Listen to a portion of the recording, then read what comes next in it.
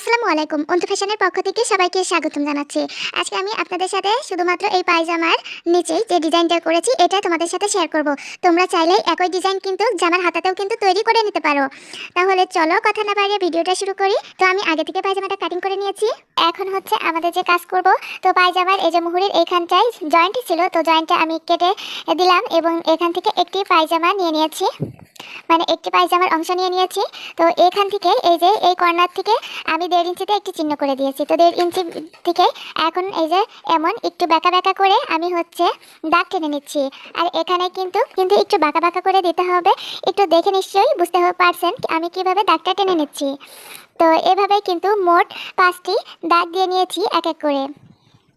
তো এই সাইডে আমার কিন্তু 5টি দাগ দেওয়া হয়ে গিয়েছে। তো এখন হচ্ছে এই কর্নার থেকেও আমি আবারও 1/2 ইঞ্চিতে মার্ক করে নিয়েছি এবং এই কর্নারের 1/2 ইঞ্চি থেকে আবারও আমি এই যে দাগটা দেওয়া শুরু করছি। একটু বেঁকা বেঁকা করে দিলে এই দাগটা দেখতে সুন্দর হবে আর একটু খোপটাও ভালো দেখা যাবে, আর দাগগুলো যেন সবগুলো একই সাইজ হয়। তো এটাকে ভালো করে মেপে নিতে হবে, মেপে নিয়ে তারপরে হচ্ছে দাগগুলো দিয়ে দিতে হবে। তো আমি সবগুলো দাগ এইভাবেই দিয়ে দিচ্ছি। তো আমার পরবর্তীতে মনে হয়েছিল 6টা করে দাগ দিলে বেশি ভালো হবে, এই কারণে প্রথমে 5টি দিয়েছিলাম, তার সাথে আবারও আরেকটি করে দাগ অ্যাড করে দিয়েছিলাম। একইভাবে কিন্তু আমি হচ্ছে এক এক সাইড থেকে 6টা করে দাগ এবং লাইন টেনে নিয়েছি 6টি করে। তো এইভাবেই কিন্তু অপর পায়ের হচ্ছে দাগটা টেনে নিয়েছি। কিভাবে দিয়েছি অবশ্যই বুঝতে পারছেন। যেহেতু দাগ টানার সময় দেখা যাচ্ছিল না দাগগুলো, এই জন্য আমি আবারও বুঝে দিচ্ছি যে এই কর্নার থেকে 1/2 ইঞ্চি মার্ক করে কিন্তু দাগটা শুরু করেছি। তারপর 1 ইঞ্চি গ্যাপ রেখে আমি এই যে লম্বা লম্বি দাগটা টেনে নিয়েছি। তো একইভাবে কিন্তু আমি এই দাগটাকেও কিন্তু 1 ইঞ্চি গ্যাপ রেখে কিন্তু হচ্ছে দাগটা টেনে নিয়েছি। আর হচ্ছে এই পাশের প্রথম দাগ আর এই পাশের প্রথম দাগটা যেন একেবারে মাঝখানে অর্থাৎ মিডিলে পড়ে। তো এইভাবেই কিন্তু এই মাঝখান মিডিল বরাবর যেন সবগুলো পড়ে সেদিকে অবশ্যই খেয়াল করতে হবে। মাঝখানে যে খোপটা সেটা যেন মিডিলে ক্রসটা আসে। তো এইভাবেই কিন্তু মিলিয়ে কিন্তু দাগটা দিয়ে দিতে হবে। তো এখনও চলে আসলাম আমরা সেলাই করতে। তো তার জন্য এই যে দাগ অনুযায়ী এটাকে ভাঁজ করতে হবে এবং হচ্ছে সুন্দর করে ভাঁজ করে নিয়ে যতটা সম্ভব আপনারা চিকন করে সেলাই দেওয়ার চেষ্টা করবেন। তো আমি একটি লাইন সেলাই দিয়ে নিয়েছি, তো এখন দ্বিতীয় লাইনটাও সেলাই দিয়ে নিচ্ছি। তো একই নিয়মে কিন্তু সেলাই দিয়ে নিচ্ছি। তো এইভাবে সেলাই দিলে কিন্তু ডিজাইনটা দেখতে অনেক সুন্দর দেখা যাবে। তো এইভাবে আমি এটাকেও সেলাই করে নিলাম। তো মোট 2টি লাইন করে নিয়েছি, এখন আমার 4টি লাইন বাকি রয়েছে এই সাইড থেকে। তো মোট 6টি লাইন দেখতে পাচ্ছেন আমি করে নিয়েছি। তো একই নিয়মে কিন্তু আমি বিপরীত পাশের যে লাইনগুলো রয়েছে এই যে এই লাইনগুলো, তো এই লাইনগুলোর হচ্ছে আমি এখন সেলাই করে নিব। তো একইভাবে কিন্তু এই লাইনের কাপড়গুলো কিন্তু ধরতে হবে। তো এই যে একইভাবে এই লাইনের কাপড়গুলো ধরে কিন্তু ঠিক কাপড়ের অর্থাৎ যে দাগটা দিয়েছি দাগের মাঝ বরাবর এটাকে বসিয়ে সেলাই করে নিতে হবে, আর যতটা সম্ভব চিকন সেলাই দিতে হবে। তো প্রথম লাইন দেওয়া হয়ে গিয়েছে, সেলাই করা হয়ে গিয়েছে, এখন দ্বিতীয় লাইনটাও এই পাশেটা দিয়ে নিচ্ছি। আর একইভাবে কিন্তু আমি বাকি আরও 4টা লাইন দিয়ে দিব।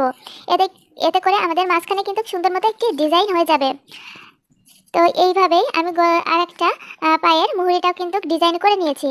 তো এই যে দেখো আমার কিন্তু ডিজাইন করা হয়ে গিয়েছে আর দেখতে মাশাআল্লাহ অনেক সুন্দর দেখা যাচ্ছে। তো দেখো বন্ধুরা, তোমরাও চাইলে কিন্তু এই কাজটা জামার হাতায় করতে পারো, সেক্ষেত্রেও কিন্তু দেখতে অনেক বেশি সুন্দর লাগবে। তো দেখছো কতটা সুন্দরভাবে কিন্তু এটা তৈরি করে নিলাম। ডিজাইন করার পরে রাবার ঘর বাদ দিয়ে যত ইঞ্চি ছিল, মানে লম্বায় যতটুকু ইঞ্চি 38 ইঞ্চি রেখে তারপরে আমার আর 1.5 ইঞ্চি কাপড় এক্সট্রা ছিল। তো আমি 1.5 ইঞ্চি কাপড়ের এক্সট্রার ওখানে আমি হচ্ছে মার্ক করে নিয়েছি। আর এখানে লেসটা নিয়ে নিয়েছি, লেসটাকে এখন নিয়ে তো এখানে উল্টো পাশটা কিন্তু সোজা পাশেই রাখতে হবে।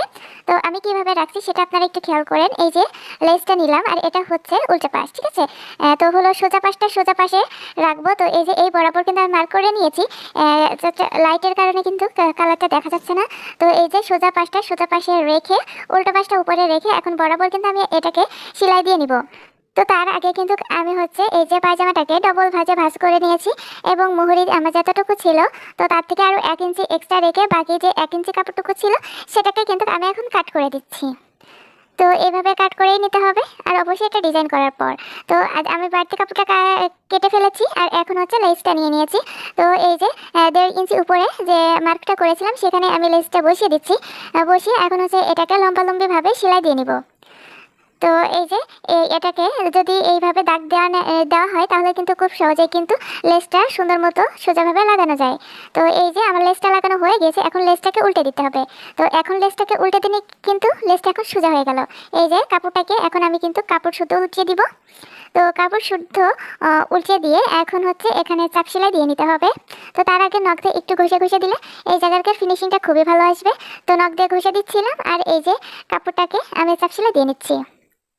তো এইভাবে আমি পুরো কাপড়টাকে চাপ সেলাই দিয়ে নিলাম। তো এই যে একইভাবে কিন্তু আমি দুইটা পায়ের মহড়ায় কিন্তু সেলাই করে নিব। আর এখন হচ্ছে কাপড়টাকে উল্টিয়ে উল্টো সাইডে নিয়ে নিয়েছি। তো উল্টো সাইডে যে 1.5 ইঞ্চি কাপড় ছিল ভিতরে কিছু অংশ কাপড়টা ভিতরে রেখে তারপরে আবার একটি ভাঁজ দিয়ে দিতে হবে।